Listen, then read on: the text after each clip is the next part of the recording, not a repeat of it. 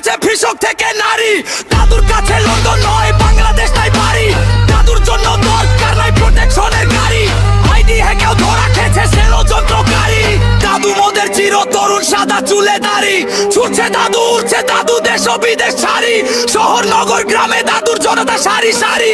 দাদু মোদের মাটির মানুষ সত্যি অহংকারী। 12 তারিখ ঘটনা দেব সকাল তারা